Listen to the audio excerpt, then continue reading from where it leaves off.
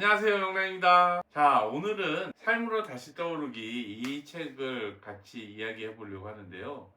먼저 이 책의 저자인 에크하르트 툴레에 대해서 얘기를 해볼까요? 틱나탄 스님하고 에크하르트 툴레하고 달라이라마 이 세 분을 살아있는 생불 세 분이라고 했어요. 어느 날 문득 너무 그 큰 고통 앞에서 어찌할 바를 모르고 고통스러워하다가 내가 이러다가 이 고통에 짓눌려 죽겠구나. 정말로 이 고통 속에서 내가 어떻게 살아나갈 수 있는 길은 없을까? 그렇게 강한 의문을 가졌던 것 같아요. 어느 한순간 딸깍하고 스위치가 바뀌더래요. 온오프가 딸깍하고 일어나더니 갑자기 이 세상에서 너무나 커다란 행복이 찾아왔대요. 신기하죠? 안 믿겨지죠? 네, 저도 처음엔 안 믿겨졌어요. 거짓말 같잖아요. 그게 이 에카르트 툴레가 깨달음을 얻은 과정이에요. 갑자기 깨달음이 찾아온 거예요. 어느 날 갑자기.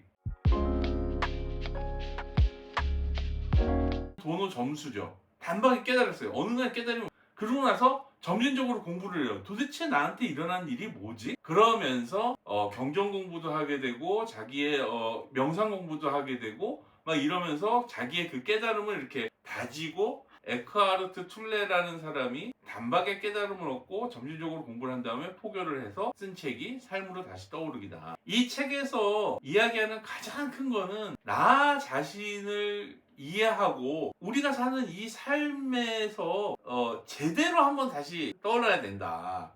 그래서 삶으로 다시 떠오르려는 건 우리가 지금까지 살았던 삶이라는 것은 에고라는 허상이 만들어낸 그런 것들이었다. 근데 그 에고라는 화상을 쫙 밑으로 가라앉히고 그리고 그 위로 진짜 참 내가 싹 떠오르게 되면 얼마나 행복한데 얼마나 좋은데 라는 이야기를 하는 거예요. 그 되게 한번 그렇게 삶으로 다시 떠올라 보고 싶지 않나요? 나 요즘 사는 게 너무 힘들어. 나 도대체 번아웃이 왔어. 뭐지? 나 여기 어디지? 나 오늘 이 부장님이랑 미팅 해야 되나? 퇴사 마려. 이런 분들 삶에 대한 어떤 실마리를 얻으려면 이런 책을 좀 보셔야 돼요. 머릿속에 창문을 연다?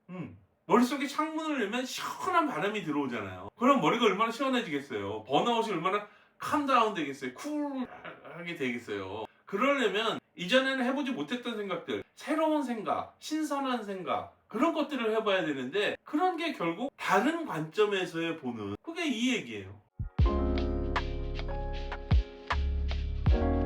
미국에 가신 그 숭산 스님이 설법한 거를 그 제자들 중에 스님 된 분이 있어요. 아무튼 그래서 그분이 그 선의 나침판이라는 책으로 1, 2권을 해서 숭산 스님 말씀을 토대로 해가지고 선이 무엇이냐를 설명한 책이 있는데 서양인의 입장에서 선이라는 것을 불교라는 것을 갖다가 썼기 때문에 이 책이랑 굉장히 유사한 시각에서 방향에서 바라본 거고 굉장히 쉬워요. 왜 에고가 문제인데? 라고 했을 때 여기서 고통체라는 얘기를 해요. 그 고통체라는 말을 이제 이 사람이 이제 말을 만들어 가지고 얘기를 하면서 뭐라고 그러냐면 고통체는 까르마와 같은 것이다 라고 얘기를 해요. 그러니까 쉽게 얘기하면은 서양에는 피자, 동양에는 파전, 서피동파 까르마라는 거 우리는 말로 하면 업보 이게 까르마라는 거고 에고를 깨트리기 위해서 에고에 연결된 가장 핵심적인 고통체라는 것을 어떻게 바라볼 것이냐, 어떻게 다룰 것이냐, 이거를 뭐 서양적으로 얘기하면 어떻게 해체할 것이냐, 동양적으로 얘기하면 이것과의 인연을 어떻게 끊을 것이냐, 나의 그런 이야기들을 그런 것들의 방법론과 그런 것들에 대한 접근론을 통해 가지고 나의 삶을 어떻게 닦아 나갈 것이냐, 좋게 만들어 나갈 것이냐, 행복하고 편안하고 사랑스러운 삶으로 어떻게 바꿔 나갈 것이냐, 그래야 삶으로 다시 떠오르지 않겠냐, 이런 얘기를 하는 거예요. 저도 사실은 에크하르트 툴레 같은 비슷한 경험을 딱 한 번 한 적이 있어요. 물론 그렇다고 해서 제가 에크하르트 툴레만큼 그렇게 뭐 생부리고 막 그런 얘기는 절대 아니에요. 절대 아니에요. 저는 진짜 평범한 그냥 사람입니다. 근데 이제 어떤 적이 있었냐면 굉장히 힘든 시간들을 보내가지고 스트레스나 이게 어마어마하게 터지기 일보 직전, 다 타버리기 직전까지 갔는데 이게 정신적으로 그랬는데 육체적으로 열이 나기 시작한 거예요. 어느 날 밤에 가족들이 자고 있는데 제가 약을 먹었는데 해열제 당연히 먹었죠. 근데 열이 안 떨어져요. 재보니까 38도, 38.5도, 39도 하고 막 이러고 이렇게 누워있는데 열이 오르는 거예요. 거기서 더. 그러니까 어느 순간에 딱 되니까 안 재봐도 40도 넘었구나라는 게 느껴질 정도로 열이 너무 나는 거예요. 아, 나 정말 힘들어 하고 마음속으로 외치는 순간 갑자기 딸깍 하더니 희열감이 오는 거예요. 그 고통과 온몸을 막 찌르고 막 누르는 그 고통감이 일순간 사라지고 그냥 구름에 붕 떠 있는 것 같고 이렇게 완전히 개방된 느낌? 네. 그리고 모든 거랑 내가 다 하나로 연결되어 있는 느낌? 온 우주랑? 거짓말 같아요. 진짜. 저도 되게 신기했어요. 그러고 나서 잠들었어요. 아침에 깨니까 다행히 열은 내렸고 다음날 너무 신기한 거예요. 제가 이 책을 읽었어요. 물론 툴레의 그 딸깍과 저의 이 딸깍이 같다는 얘기는 아니지만 내가 경험한 게 꿈은 아니었구나. 내가 체험했던 게 거짓말은 아니었구나. 제가 이 책 소개하면서 본문을 절대 안 읽어드리려고 되게 노력을 하는데 여기 본문을 해놓은 게 되게 좋은 말이 많아서 요거 하나는 제가 읽어드릴게요. 삶은 춤을 추는 자이고 당신은 그 춤이다. 추는 자라는 거는 춤과 나는 떨어져 있는 거잖아요. 근데 당신은 그 춤이다 그러면 내가 그냥 그 춤이 되는 거잖아요. 뭐 흔히 얘기하는 그 평경쟁이 얘기는 모라 일체의 경지 화투가 나고 내가 같은 모라 일체의 경지 그런 게 이 에고가 사라지는 순간이 아니겠느냐. 에고가 있으면은 이게 일체가 안 되는 거예요. 중간에 에고가 끼어 있는 거예요. 에고.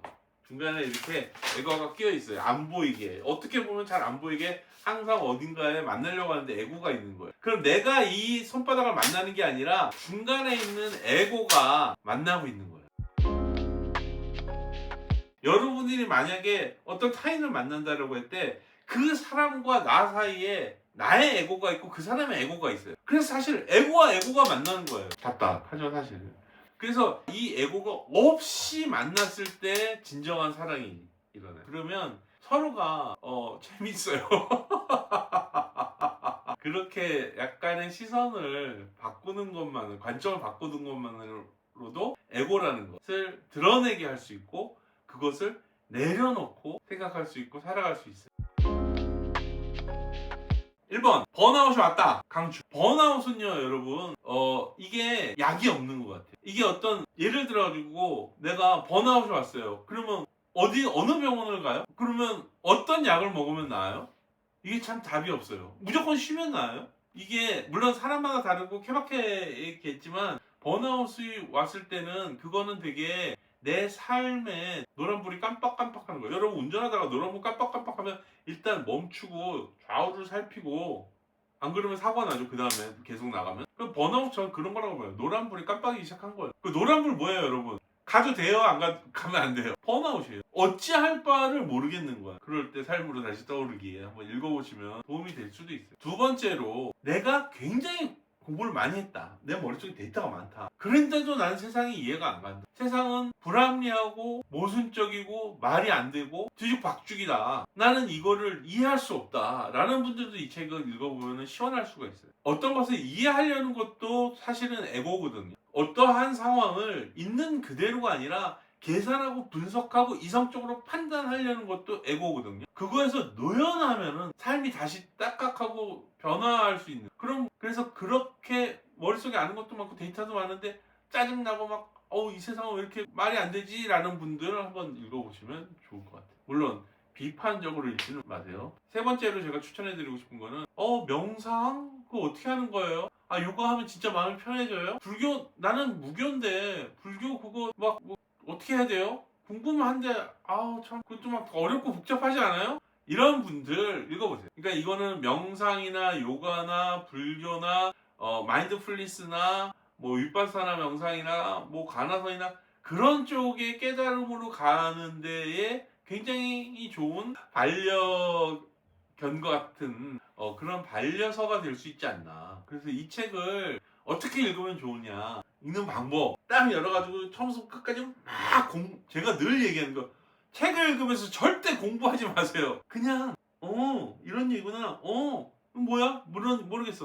모르면 그냥 넘어가세요. 이해 안 되면. 이해하려고 막 사전 찾아보듯이 막 그러지 마세요. 저는 이제 화장실 갈 때 읽는 책이 꼭 한 권이 있거든요. 저기도 이제 책장에다가 하나 꽂아놓고 화장실 갈 때 그 책 꼭 들고 가서 읽고 다시 덮어놓는데, 이 책도 저는 화장실 책으로 추천드려요. 화장실 들어가가지고 오랫도록 앉아있는 건 전 추천하지 않아요. 이 책을 화장실 갔을 때 읽으면 되게 좋은 게, 왜 우리가 그 유레카하는 포인트가 있잖아요. 그 포인트 중에 하나가 화장실이거든요.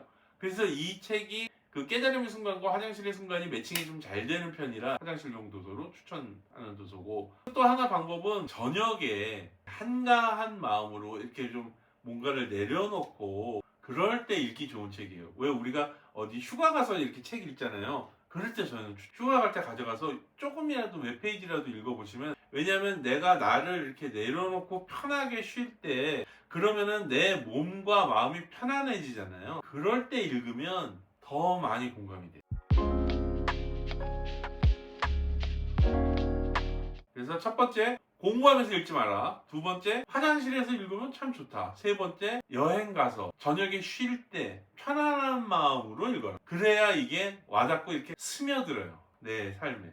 난 이 책은 그렇게 젖어들듯이 스며들듯이 이렇게 읽어야 나한테 들어와요. 자, 여러분, 오늘은 삶으로 다시 떠오르기 에크하르트 툴레의 책을 소개해드렸습니다.